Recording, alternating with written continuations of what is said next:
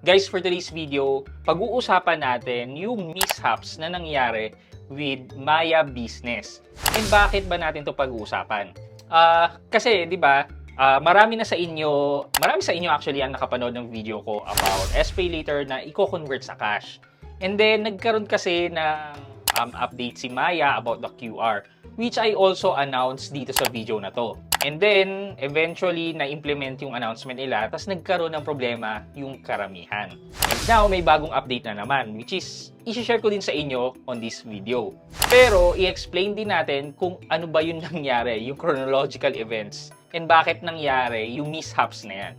So, samahan niyo ako, pag-usapan natin yan. Sit back and let's discuss. Coming right up.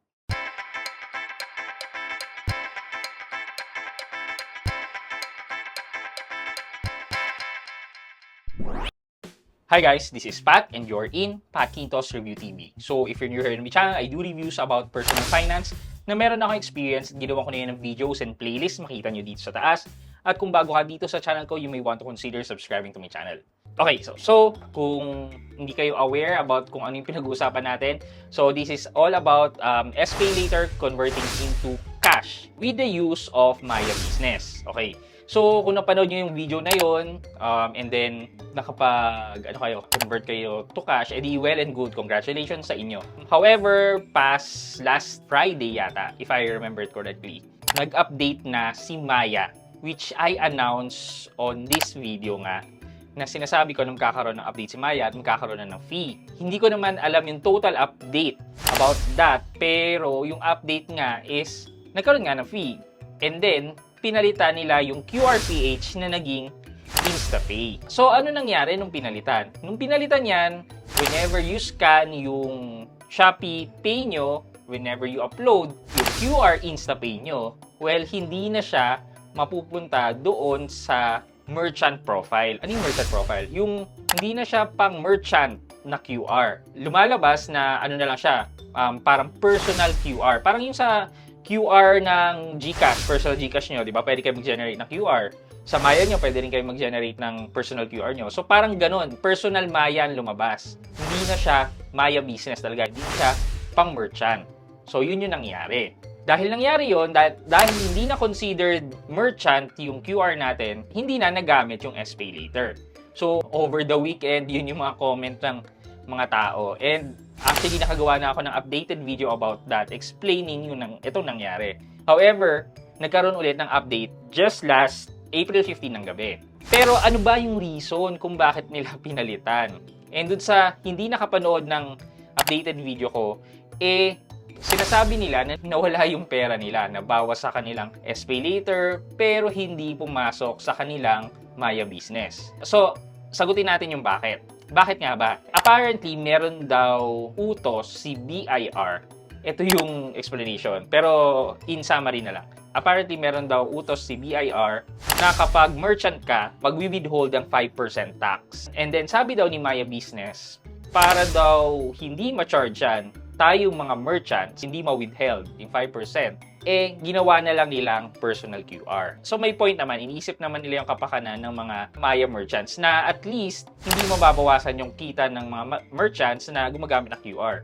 Kasi if you all know guys, yung mga nakikita natin sa SM, yung QR na yan, meron charging yan. So that's around 1.5% of every transaction yung nakakaltas. So isipin nyo lang kung tinake effect yan sa mga merchants na smart padala. So yung mga merchants, mababawasan pa yung kita nila, hindi na nga masyadong kumikita ang Maya Business. Ano naman relate nito sa atin? Well, actually wala. So wala nang pakialam si Maya Business sa atin. Well, iniisip ni Maya Business na lahat na nag-register sa kanya ng Maya Business ay considered niya na as a merchant. So kahit na nag-SPayLater ka, considered ka pa rin as a merchant. So yun yung why. So ano na yung next? Ano na yung nangyari kasunod? Ano yung nangyari last April 15 ng gabi, ng around 8 p.m.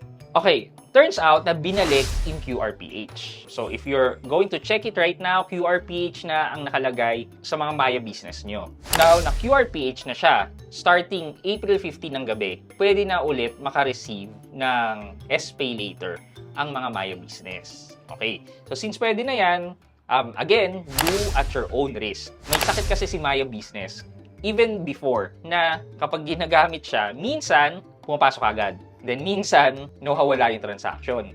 Kala mo hindi pumasok, yun pala delayed. Mga delayed ng 1 hour, 2 hours, minsan hanggang 4 hours. And then, actually, kapag ganyan, ang ginagawa na namin as an agent, nagpa-file na kami ng ticket sa Maya Business Hotline. So, ito na lang yung hotline ni Maya Business. If in case na nag-transfer kayo or nag-scan kayo, tapos nabawasan na kayo, pero hindi pa rin dumarating kay Maya, file kayo ng ticket sa kanila para ma-resolve nila yung concern. So, right now, as of this time of recording, April 16, and by the time I posted this, gumagana pa naman ang QRPH. Kasi hindi ko to ipopost ang hindi gumagana ang QRPH. Ngayon, ang tanong dyan, legal ba ang ginagawa nating pag-convert to cash? Okay, himay-himayin natin to.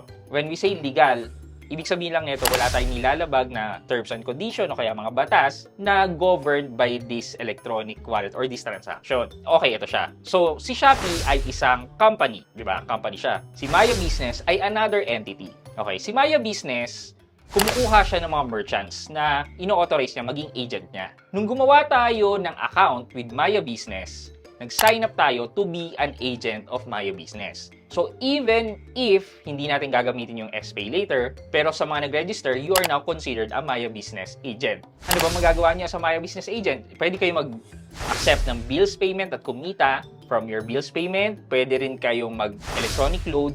And kung mag-upgrade pa kayo sa level 3, pwede kayo mag-remittance. And meron ding QR si Maya na para pabilisin yung payment system sa inyong negosyo. Kunyari, meron kayong sari-sari store, pwede kayo mag-accept ng Maya payment. Or pwede ring GCash to Maya Business. Pwede yun. So, yun yung services na in-offer ng Maya Business.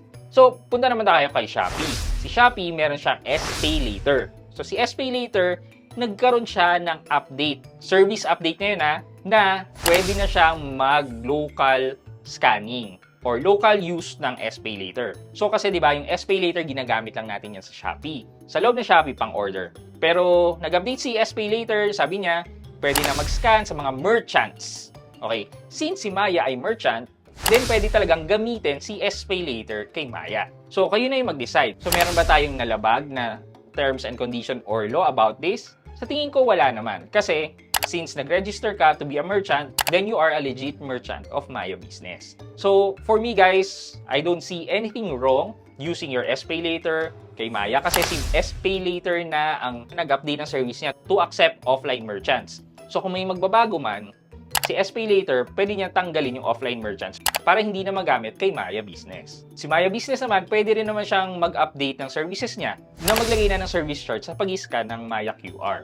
So, I hope na na-clarify ko yung issue, yung agam-agam ng mga tao na, mababan yung SPay Later. Well, you can always use the same argument na na-discuss ko sa inyo ngayon. So, sana nabigyan ko kayo ng additional info, update, and as to reason why nangyayari yan, and kung legal ba itong pag-convert ng SPay Later to cash. Sana nalinawan kayo. Okay, for our question of the day. So, since napag-usapan natin ang QR, gaano nyo kadalas ginagamit ang PayQR?